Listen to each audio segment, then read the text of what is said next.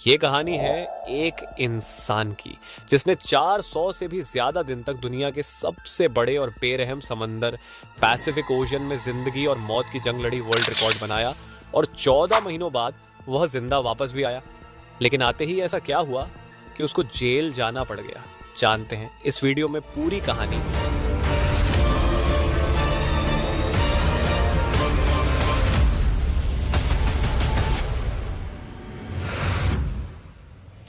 Pacific ocean का नाम सुनते ही लोगों को पसीने आ जाते हैं। देखें, पूरी दुनिया में 71% पानी है जो डिवाइडेड है 4 ओशन में, जिनके नाम है Atlantic, Pacific, Indian and Arctic. सबसे बड़ा ओशन पैसिफिक है। ये इतना बड़ा है कि जमीन का कुछ हिस्सा जो 165 मिलियन स्क्वायर किमी बनता है, ये अकेला ओशन 148 मिलियन स्क्वायर किमी को निगल सकता है। इस ओशन पर कुछ ही आइलैंड्स हैं जो बहुत ही छोटे हैं और कुछ तो ऐसे आइलैंड्स हैं जिन पर आज तक कोई इंसान जा भी नहीं सका। अब अगर गलती से भी कोई इंसान पैसिफिक ओशन में गुम हो जाए तो उसको ढूंढना तकरीबन नामुमकिन है। पैसिफिक ओशन में 14 महीनों तक जिंदा रहने वाले इंसान का नाम था जोश सल्वाडोर एल्वारेंगा। इस इंसान के पास 7 फुट की छोटी सी बोट थी जिस पर सीधा लेटा भी नहीं जा सकता था, और यह बंदा 1 साल से भी ज्यादा इस बोट पर जिंदा भी रहा। समंदर की बेरहमी का भी मुकाबला किया और वर्ल्ड रिकॉर्ड भी बनाया जो आज तक कोई और इंसान तोड़ भी नहीं सका। जोश सिर्फ अपनी किस्मत से मजबूर था कि वह इस बदतर मुश्किल में फंस गया। यह बात है 2012 की। हौजे 36 साल का एक एक्सपीरियंस मछेरा था जो मेक्सिको के एक गांव कोस्टा अजुल में रहता था। 17 नवंबर 2012 में जोश और उसका एक साथी मिलकर फिशिंग करने निकलते हैं।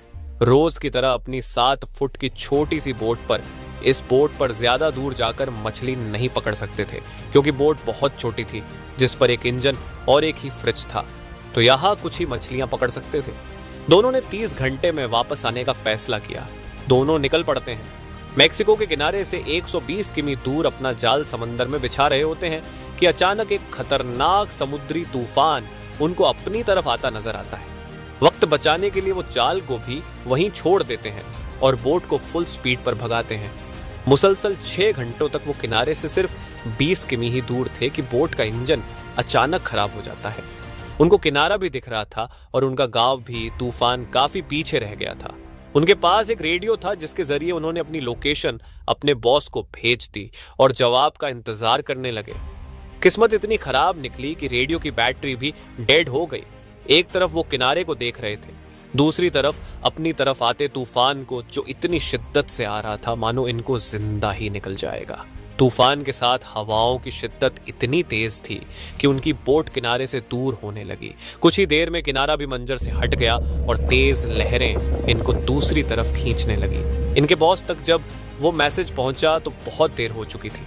बॉस ने एक सर्च पार्टी भेजी इनको ढूंढने के लिए, लेकिन हर गुजरते लम्हे जोश की बोट दूर से दूर होती गई। तूफान की वजह से ये लोग ना तो कुछ देख पा रहे थे और ना कुछ समझ पा रहे थे कि अब वो किस जगह पर हैं और किनारा किस तरफ है। हैरानी की बात यह है कि सिर्फ 5 ही दिन में इनकी बोट किनारे से 450 किमी दूर पहुंच चुकी थी। छोटी बोट होने की वजह से इनको ढूंढ पाना और भी मुश्किल हो रहा था। ना इनके पास कोई फ्लेयर गन थी, ना इनके पास कोई ऐसी चीज थी आग लगाने के लिए ताकि यह धुएं से किसी को सिग्नल देकर बुला सके।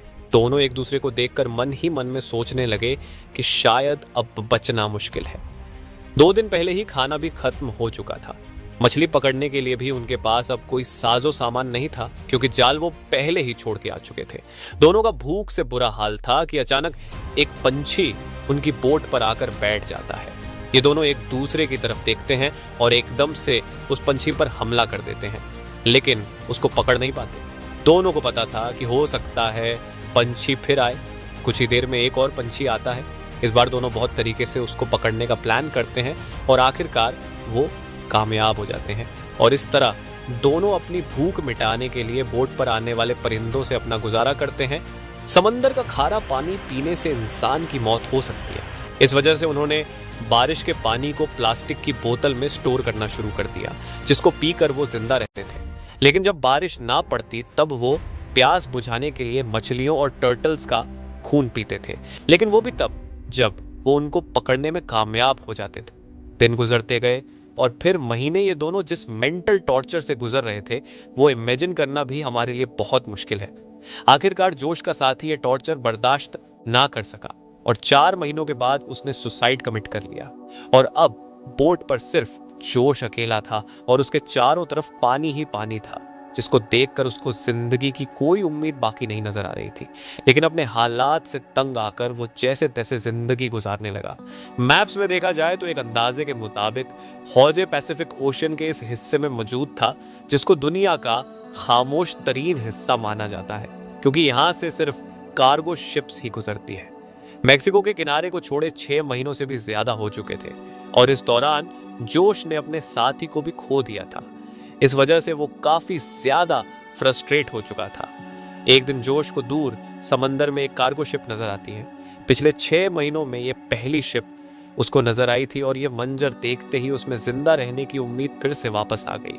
जोश ने कार्गो शिप की तरफ हर मुमकिन इशारा करने की कोशिश की, लेकिन बदकिस्मती से शिप इतनी दूर थी कि जोश को वो ना देख सके और देखते ही देखते जोश की नजरों से वो शिप भी गायब होने लगी और वो ये सोचने लगा कि शायद मेरी किस्मत में मरना ही लिखा है।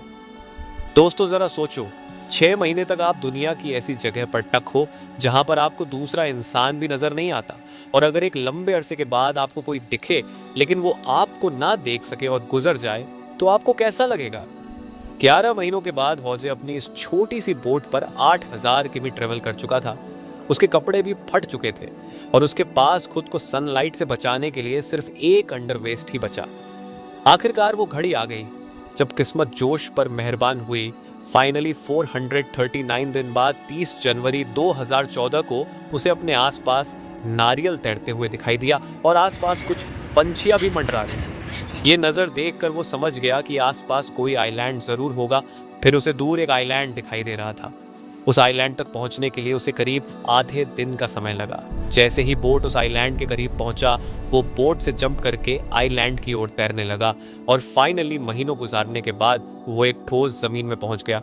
दरअसल इस आइलैंड को इबोन ओटोनी कहा जाता है, जो कि दुनिया का सबसे छोटा आइलैंड है। ये ऊपर वाले का चमत्कार ही था कि हवाओं का रुख कुछ इस तरह से उसके बोट को मोड़ दिया कि उसका बोट उसे छोटे से आइलैंड की ओर ले गया। अगर वह गलती से इस आइलैंड तक नहीं पहुंच पाता या फिर थोड़ी सी हवाओं का रुख इधर से उधर होता तो वो आइलैंड तक कभी पहुंच ही नहीं पाता, और फिर अगर वह जिंदा बच पाता तो शायद 5000 किलोमीटर दूर फिलीपींस के टापू को ही देख पाता। पर जोश की किस्मत अच्छी थी कि वो इबोन ओटोनी आइलैंड पर पहुंच गया। यह उसके लिए एक वरदान साबित हुआ, मानो मौत के मुंह से निकलकर उसे नई जिंदगी मिल गई हो। थोड़े बहुत एरिया का जायजा लेने के बाद उसे एक घर दिखाई दिया। कुछ देर बाद उस घर से एक इंसान निकल के आया। करीब 14 महीने तक समुद्र में गुजारने के बाद वो पहली बार किसी जिंदा इंसान को देख रहा था। ये देखकर उसके आंखों में आंसू आ गए। उसकी कहानी जानने के कुछ ही देर बाद वहां पर लोकल पुलिस पहुंच गई। जोश अपनी पूरी जर्नी पुलिस वालों को बताया, लेकिन उसके बातों पर यकीन करने वाला कोई नहीं था। भला 438 दिनों तक कैसे कोई एक छोटे से बोट में जिंदा रह पाता, वह भी बिना खाए पिए एक लाश को देखते हुए, जो उसने अपनी बातों को साबित करने के लिए अपने बॉस को कॉल किया, जो उसे मछली पकड़ने के लिए भेजा करता था। उसके बॉस ने भी यह पुष्टि कर दी कि हाँ, जोश मेरे लिए कम करता था और 1 साल पहले वो समुद्र में खो गया था। अब क्योंकि वो किसी और कंट्री में पहुंच चुका था, वो भी बिना वीजा के, इसीलिए कुछ दिनों के कानूनी कार्यवाही करने के बाद उसे वापस मेक्सिको भेज दिया गया। लेकिन यह जर्नी अभी खत्म नहीं हुई थी। जो उसके मित्र, जिनकी आधे रास्ते में ही मौत हो चुकी थी, उनके घर वालों ने जोश के नाम पर केस कर दिया, ये कहते हुए कि जोश ने अपने दोस्त को मार के ही खा लिया होगा। कुछ दिनों के कानूनी दावपेच के बाद जोश को छोड़ दिया गया। उसके कुछ दिन बाद उन्होंने एक बुक 438 डेज पब्लिक किया, जिसमें उन्होंने अपने पूरी कहानी को लिखा था। जाने अनजाने में अपनी जिंदगी को बचाते बचाते उन्होंने एक ऐसा वर्ल्ड रिकॉर्ड बना दिया जिसे तोड़ने की हिम्मत भी कोई नहीं करना चाहेगा। जोश की कहानी हमें इस तरह प्रेरित करती है कि जिंदगी में चाहे कितनी भी मुश्किलें आ जाएं, हर मुश्किलों का समाधान जरूर होता है। वीडियो एंड तक देखने के लिए शुक्रिया। मिलते हैं अगले वीडियो के साथ।